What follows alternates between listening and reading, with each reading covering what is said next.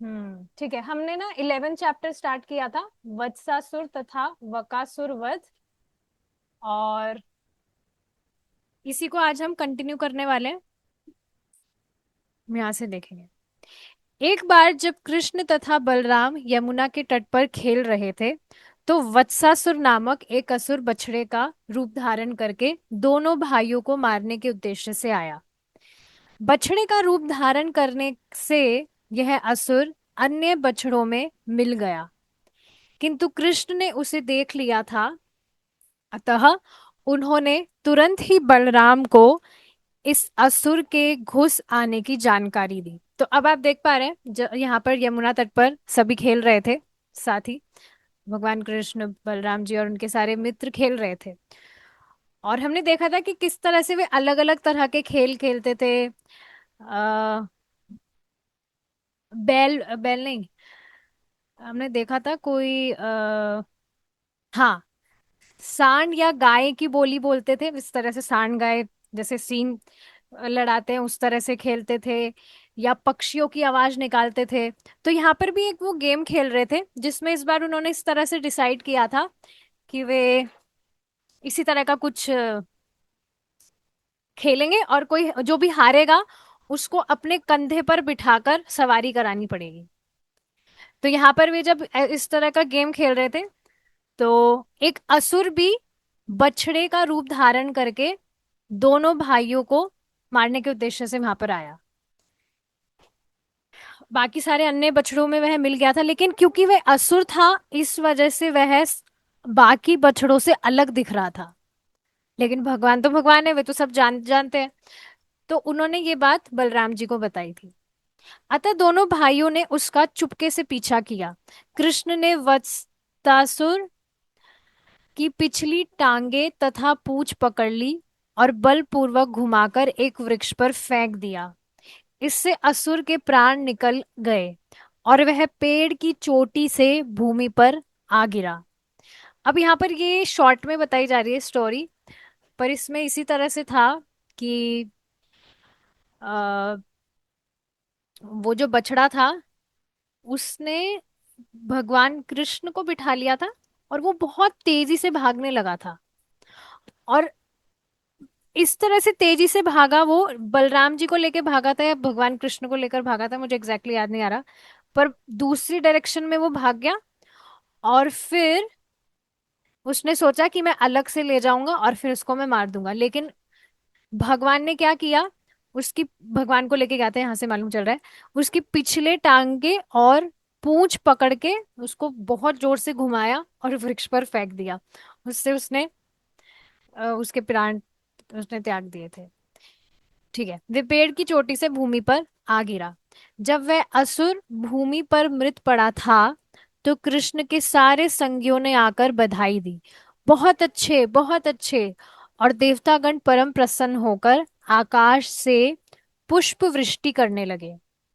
इस प्रकार संपूर्ण सृष्टि के पालक कृष्ण तथा बलराम नित्य प्रातः बछड़ों की रखवाली करते, और इस प्रकार वृंदावन में ग्वालों की भांति अपनी बाल लीलाओं का आनंद उठाते।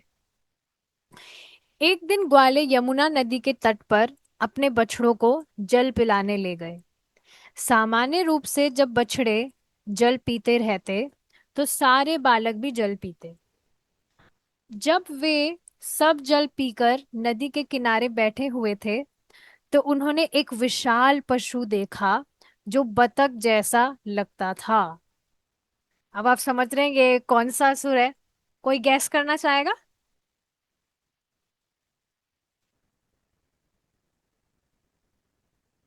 पशु या पक्षी समझ सकते हैं आप। बकासुर तो नहीं था।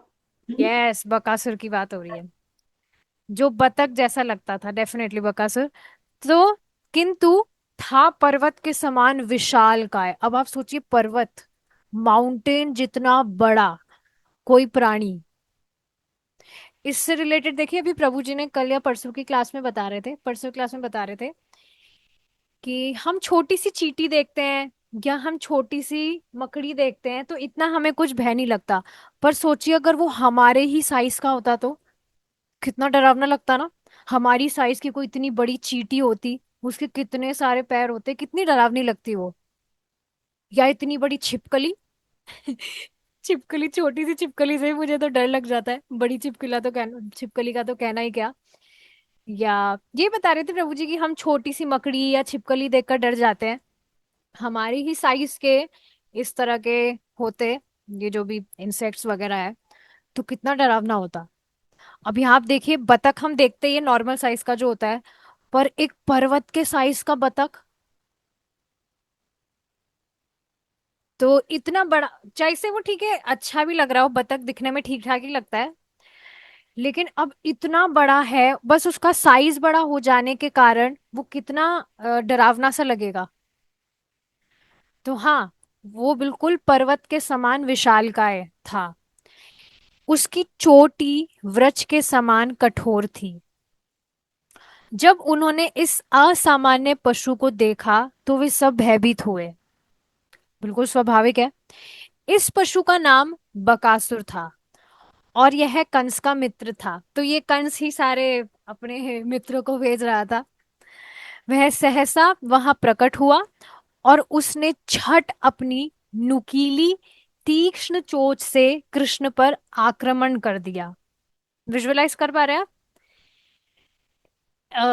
बकासुर जो है, बतख की जैसी लंबी चोंच होती है, और वो तो पर्वत के साइज जितना बड़ा है, उसकी कितनी लंबी चोंच होगी। तो अपनी चोंच से वो कृष्ण पर आक्रमण करना उसने शुरू कर दिया। और आक्रमण किया जो किया, भगवान को निगल और गया वो। जब वह इस तरह कृष्ण को निगल गया, तो बलराम आदि सारे लड़के निष्प्राण हो गए, मानो उनकी मृत्यु हो गई हो। आप सोचिए ना, कृष्ण सबको कितने प्रिय है, अपने प्राणों से भी ज्यादा प्रिय है, और वो बतख कृष्ण को निगल गया, तो क्या हालत हो रही होगी यहाँ पर सबकी। यद्यपि बलराम स्वयं भगवान ही है, लेकिन योग माया की शक्ति के आवरण के कारण बलराम जी भी पूरी तरह से लीला में प्रविष्ट है। तो अब वे भी इस तरह से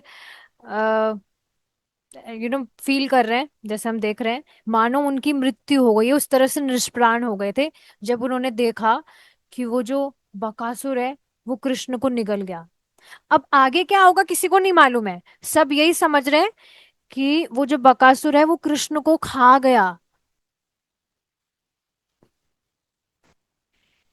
बिल्कुल, इसमें आप जैसे हम मूवीज वगैरह देखते हैं, अभी नहीं देखते पहले देखते थे, तो जैसे उसमें बिल्कुल हम एब्जॉर्ब हो जाते हैं ना, कुछ इमोशनल सीन आता है रोने लग जाते हैं, कुछ हंसी वाला आता है हंसने लग जाते हैं, वैसे भगवान की जो लीलाएं हैं उनमें हम प्रवेश करेंगे ना, इस तरह से, तब हम इस तरह के इमोशंस एक्सपीरियंस करेंगे, तो आप देखेंगे, आप रस का आस्वादन कर पाएंगे।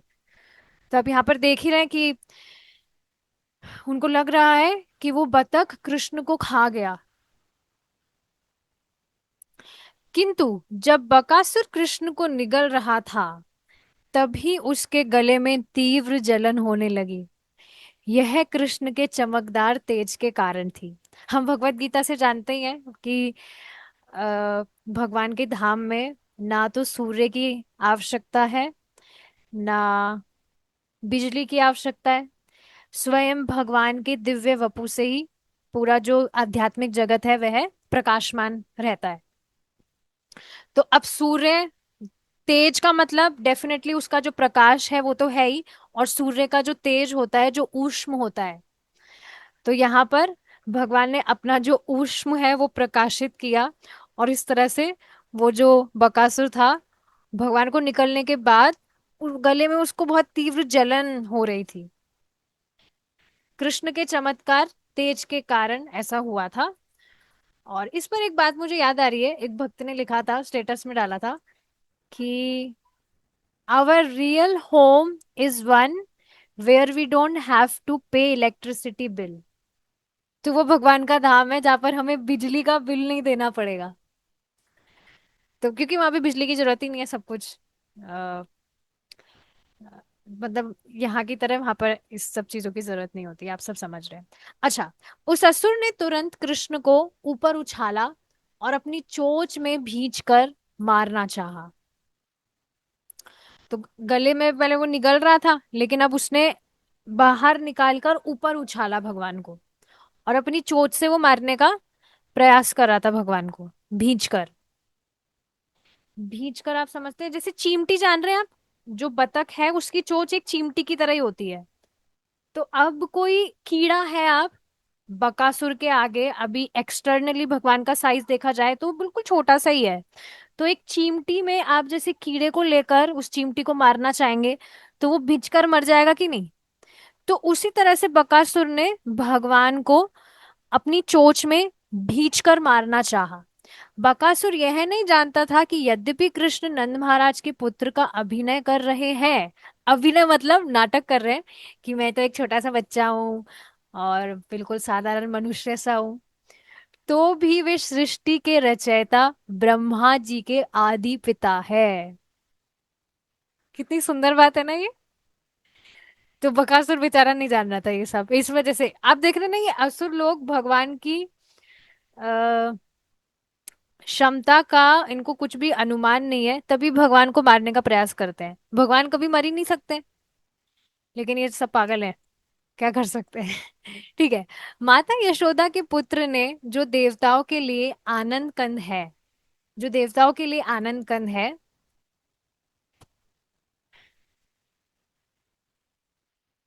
और साधु पुरुषों के पालक है, उस विशाल बक की चोंच पकड़ ली और अपने ग्वाल साथियों के समक्ष उनके मुंह को दो भाग में उसी तरह चीर डाला।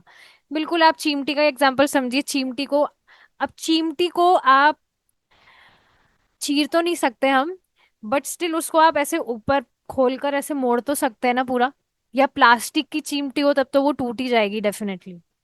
तो उसी तरह से भगवान ने बकासुर का जो चोंच था उसको पकड़ी, और अपने मित्रों के सामने ही उन्होंने उसको दो भाग में चीर डाला, जिस प्रकार कोई बच्चा तिनके के दो टुकड़े कर देता है। तो भगवान के लिए तो ये सब कुछ तिनके जैसा ही है। स्वर्गलोक के निवासियों ने बधाई के रूप में आकाश से चमेली के सुगंधित पुष्पों की वर्षा की।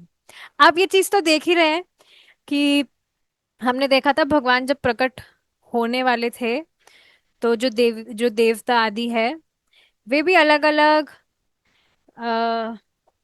मतलब अपने आप को रूपों में डिस्गाइज करके वे भी भगवान के साथ में यहाँ पर आए थे। और आप देख रहे हैं ना, सभी जो देवता हैं उनको भी ये भगवान की सुंदर सुंदर लीलाएं देखने का अवसर प्राप्त हो रहा था। तो यहाँ पर उन्होंने देखा और आकाश से चमेली के सुगंधित पुष्पों की वर्षा की। पुष्प वर्षा के साथ ही बिगुल, डोल तथा शंख की ध्वनि गूंज उठी। जब लड़कों ने पुष्प वर्षा देखी और स्वर्गिक ध्वनियां सुनी, तो वे आश्चर्यचकित रह गए। जब उन्होंने कृष्ण को बकासुर के मुंह से मुक्त हुए देखा, तो बलराम समेत सारे ग्वाल बाल इतने प्रसन्न हुए मानो उन्हें अपना जीवन आधार प्राप्त हुआ हो। अभी हमने देखा ही था, जब बकासुर भगवान को निगल गया था, तो वो समझ रहे थे कि अरे ये असुर भगवान को खा गया। क्या इसको आप इसकी इंटेंसिटी समझ पा रहे हैं? आप अपने प्राणों से भी ज्यादा किसी व्यक्ति को चाहते हैं, और आप ही के सामने उसके साथ कुछ एक्सीडेंट हुआ जिसकी वजह से वो रहा नहीं, क्या हालत हो जाएगी। तो ऐसा ही कुछ बलराम और उनके मित्र भगवान कृष्ण को देखकर महसूस कर रहे थे। बट उन्होंने वापस से देखा, अरे कृष्णा तो यहीं पर ही है, मतलब उस असुर को भी मार दिया। तो बहुत ज्यादा प्रसन्न हुए सब।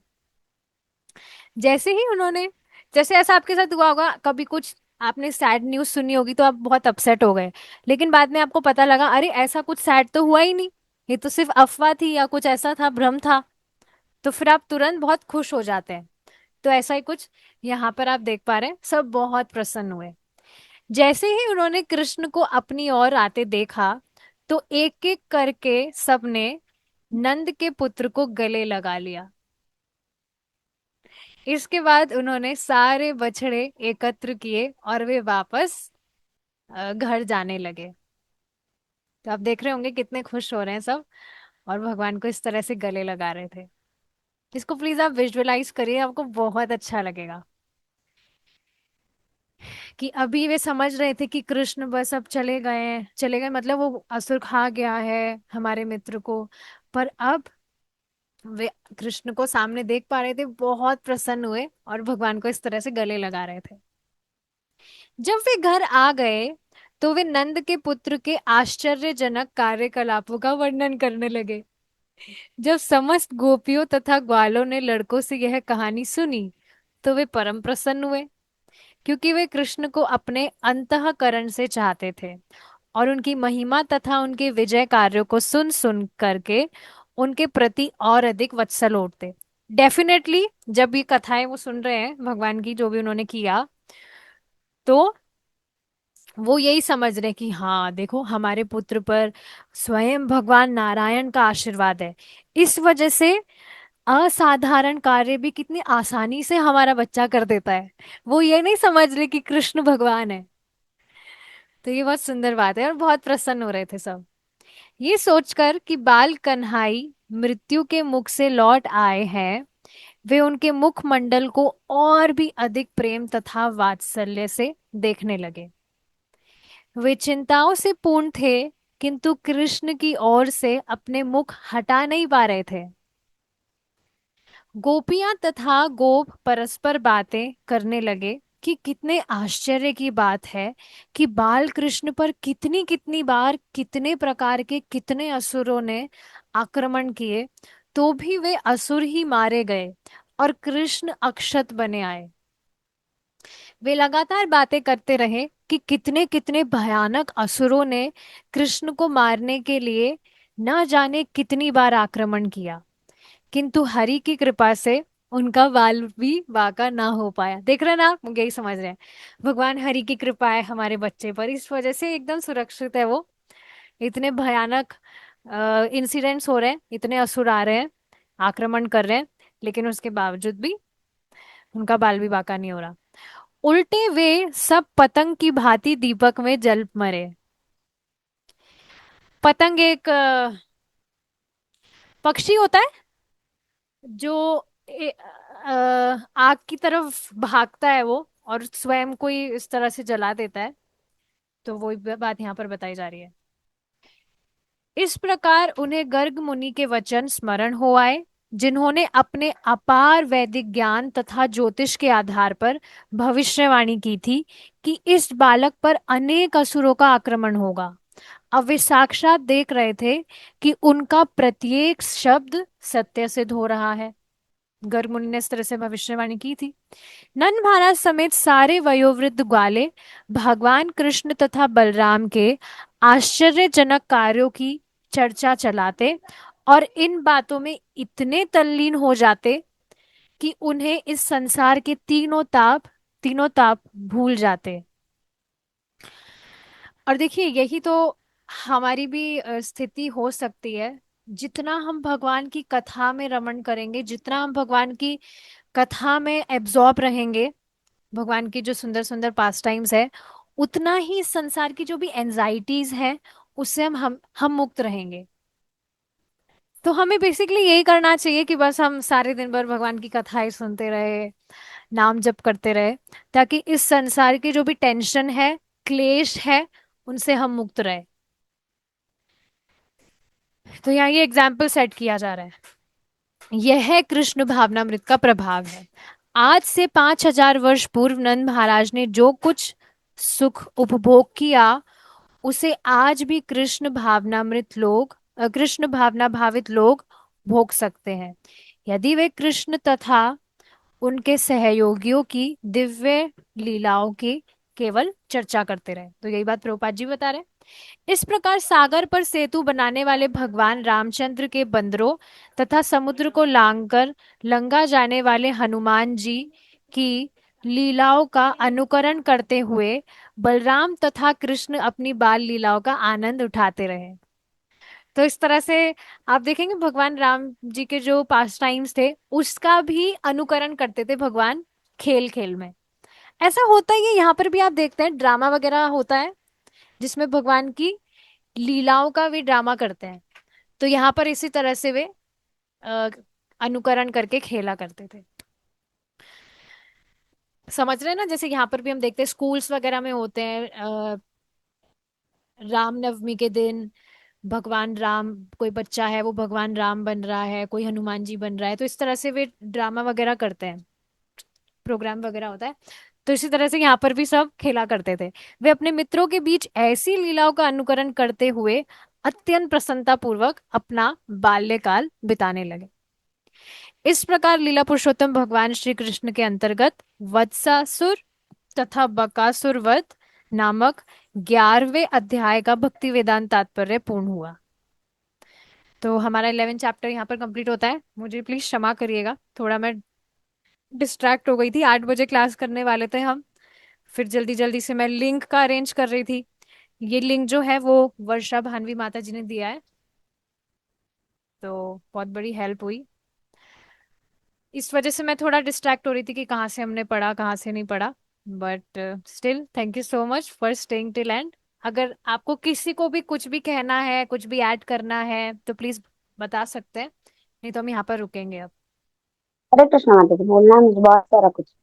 अभी तो अगासुर था, अगासुर नहीं बकासुर था। तो बकासुर के पहले कौन से वाले का वध आपने पढ़ाया था?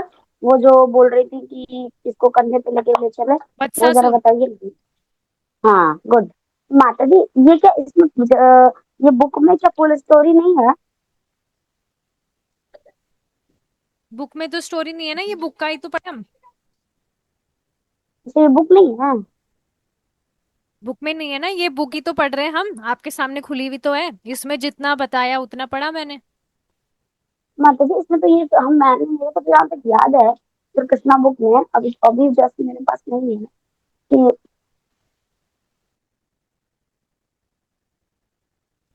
हम्म। तो उसमें जहाँ तक मैंने पढ़ा था कि दो लोगों का गेम हुआ था, एक कृष्ण बलराम की टीम, एक बलराम जी की टीम थी, एक कृष्णा की टीम थी, राइट? माता तो जी आपकी उसमें आवाज जो साफ नहीं आ रही है, आपने जो हरे लगा कृष्ण रखा है हरे ना कृष्ण कानों में, उसको हरे हटाइए। कृष्ण। हम्म। अच्छा अच्छा, हटाती हूँ कानों वाली में से। ना बाद में डला जाएगा तो मुझे ना पता। बताइए अब। अब ठीक है। हाँ अब ठीक है, बताइए।